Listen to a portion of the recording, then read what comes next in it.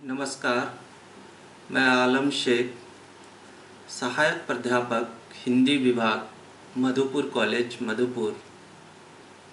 यह व्याख्यान हमारे महाविद्यालय के यूजी हिंदी कोर सेमेस्टर 6 के विद्यार्थियों के लिए है। आज का टॉपिक है समाचार का संपादन। इससे पहले के व्याख्यान में हम लोगों ने जिसका टॉपिक था समाचार का संकलन, उसमें हम लोग ये पढ़ चुके हैं कि समाचार संकलन के 3 स्रोत होते हैं। पहला प्रत्याशित स्रोत, दूसरा पूर्वानुमित स्रोत और तीसरा अप्रत्याशित स्रोत। तो इन स्रोतों के माध्यम से जो संवाददाता समाचार एकत्र करते हैं और वो समाचार एकत्रित करने के बाद उस समाचार को वो उससे संबंधित कार्यालय में भेज दिया जाता है। कार्यालय में जो संपादक होते हैं, एडिटर रहते हैं, यहाँ से उनका काम शुरू होता है। समाचार अनुभाग में पहुँचने वाले सारे समाचार प्रकाशन और प्रसारण योग्य नहीं होते हैं। वहाँ पे संपादक की जिम्मेदारी बढ़ जाती है और जो समाचार उसे उपलब्ध होते हैं उन समाचार को समाचार मूल्यों की दृष्टि से देखते हुए समाचार को छांट कर उसे प्रकाशित करने के लिए आगे बढ़ा दिया जाता है। समाचार के संपादन की प्रणाली अखबारों की आत्मा मानी जाती है। यह प्रणाली जितनी कठिन है उतनी ही उत्तरदायित्वपूर्ण भी। ये ध्यान देने वाली बात है कि तत्कालीन उपयोगिता को ध्यान में रखकर ही समाचार का संपादन किया जाता है। इस क्रम में स्थान, समय और महत्व को भी ध्यान रखना पड़ता है। यदि समाचार विशिष्ट हो एवं स्थान और समय की कमी ना हो तो विस्तार पूर्वक और मोटे अक्षरों में उस समाचार को प्रकाशित किया जाता है। और यदि समाचार विशिष्ट हो और स्थान और समय की विविधता हो, उसमें कमी हो, तो उस समाचार को संक्षिप्त तौर पर प्रकाशित किया जाता है, क्योंकि विस्तार पूर्वक लिखने के मोह में पड़कर समाचार को पुराना कर देना, उसके अस्तित्व को खत्म कर देना होता है, और जो कि समाचार के प्रकाशन की दृष्टि से सही नहीं है। समाचार का महत्व तब तक ही है जब तक वो ताज़ा रहे, जिसे हम ब्रेकिंग न्यूज़ कह सकते हैं, या उस समय तत्कालीन समय में वो महत्व रखती है। समाचारों के वर्गीकरण के पश्चात समाचार को लेकर मुख्य संपादक को क्या, कब, क्यों, कहाँ, कैसे और कितने का निर्णय लेना चाहिए। तत्पश्चात संपादन हेतु समाचार को सहयोगियों के पास भेज दिया जाता है। समाचार की छँटनी करना, उसमें काट छाट करना, भाषा की गलतियों को ठीक करना, शीर्षक देना और प्रकाशन योग्य बनाकर प्रेस में देना संपादक का दायित्व होता है। किसी भी समाचार पत्र के लिए उसका संपादकीय विभाग होता है, जिसके प्रमुख संपादक होते हैं, जिस पर पत्रिका में प्रकाशित होने वाली प्रत्येक सामग्री के लिए संपादक ही उत्तरदायी माना जाता है। संपादक ही प्रतिदिन अपने सहायक संपादकों की बैठक बुलाकर अपेक्षित विषय और रुचि के अनुसार संपादकीय लेखन का कार्य उन लोगों को सौंपते हैं। संपादन के अतिरिक्त संपादन विभाग में संयुक्त संपादक, सहायक संपादक, समाचार संपादक, विशेष संवाददाता, मुख्य उप संपादक तथा अग्रलेख लेखक, खेल संपादक, फिल्म संवादक और व्यंग्य चित्रकार आदि के अनेक पद होते हैं। अब हम लोग बात करेंगे कि संपादन के समय एक संपादक को किन किन बातों का ध्यान रखना चाहिए। पहली बात,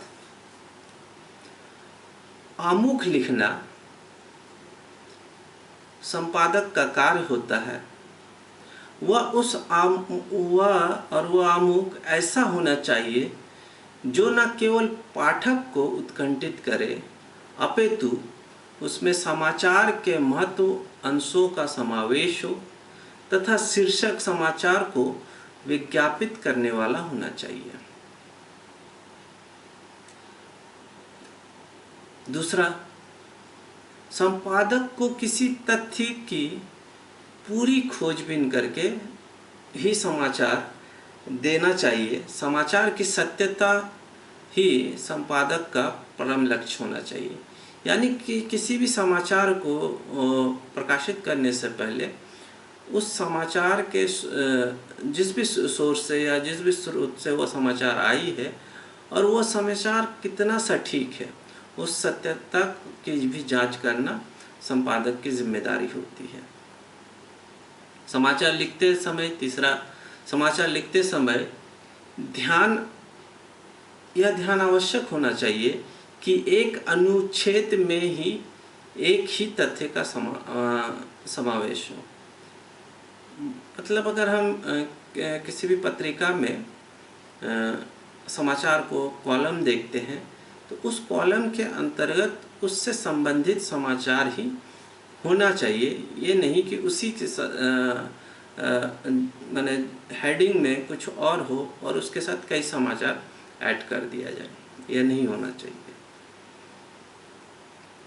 चौथा, संपादक को अपने ज्ञान के व्यवहारिक प्रयोग में भी सक्षम होना चाहिए। इस कारण कि उनके व्यवहारिक ज्ञान समाचार को अलग अलग श्रेणी में बांटने के लिए महत्वपूर्ण होता है और कौन सा समाचार उस समय के लिए ज़रूरी है और कौन सा समाचार को प्रकाशन हेतु भेजना चाहिए, ये भी उनके व्यवहारिक ज्ञान पर ही निर्भर करता है। पांचवा, प्रेस कॉपी का एक बार ध्यानपूर्वक अध्ययन अवश्य करना चाहिए। जो भी चीज़ें प्रेस में जानी है या जो भी समाचार लिखा गया है उसको हर एक चीज़ को, हर एक बिंदु को संपादक का दायित्व बनता है कि वो उसे ध्यान से देखे। संपादक के लिए प्रेस के कानून का भी ज्ञान होना आवश्यक है, उनके लिए टाइप का भी ज्ञान होना भी ज़रूरी है।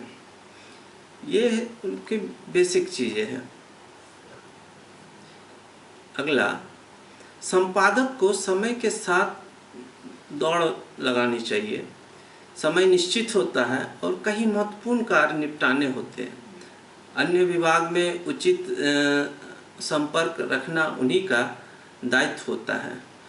मतलब एक तरह से हम कह सकते हैं कि संपादक को हमेशा ऊर्जावान होना चाहिए कि वो किसी भी काम को अगले समय के लिए छोड़ नहीं सकते, क्योंकि समाचार में समय बहुत महत्वपूर्ण होता है। क्योंकि समय के अनुसार ही समाचार, जिस तरह हम लोग न्यूज़ चैनल में देखते हैं कि ताज़ा खबर, ब्रेकिंग न्यूज़, इस सब में पता चलता है कि एक एक सेकंड कितना महत्वपूर्ण होता है। तो ये संपादक का दायित्व है कि वो और भी विभागों के साथ उनका संपर्क सीधे संपादक से स्थापित है कि नहीं, और वो एक समाचार या एक कॉलम कई जगह से होकर गुजरता है। तो इसलिए भी आप समय का ध्यान रखना आवश्यक है। अंतिम, भाषा अशिष्ट और ग्राम्य नहीं होनी चाहिए। लंबे और जटिल वाक्यों से हमेशा परहेज रखना चाहिए। तात्पर्य भाषा सरल और सहज होनी चाहिए। हम समाचार पत्रों में की बात करें तो उसकी जो भाषा होनी चाहिए, किसी भी तरह से उस भाषा में फुहड़ता नहीं होनी चाहिए। अभी के आप न्यूज़ चैनल में देखेंगे कि जो हेडलाइंस होती है तो वो कुछ भी चला देते हैं, किसी भी तरह का एक हेडलाइंस बना देते हैं। लेकिन समाचार पत्रों में एक स्तर होना चाहिए जो कि एक नियम है उनका, और भाषा सरल सहज भी होनी चाहिए, क्योंकि जो पाठक होते हैं उस समाचार को आसानी से समझ लें। कोई ज़रूरी नहीं कि आप अपने समाचार में अपने पांडित्य का प्रदर्शन करें, भारी भरकम शब्दों का प्रयोग करें। नहीं, यह समाचार आम लोगों के लिए होता है और इसे आप ऐसी भाषा का प्रयोग करें कि जो एक आम इंसान भी उसका आसानी से समझ सकते हैं। ये रही, हम लोगों ने पहले के व्याख्यान में समाचार के संकलन को देखा, इस व्याख्यान में समाचार के संपादन को देखा। छोटी सी व्याख्यान ही है और फिलहाल अभी के लिए धन्यवाद।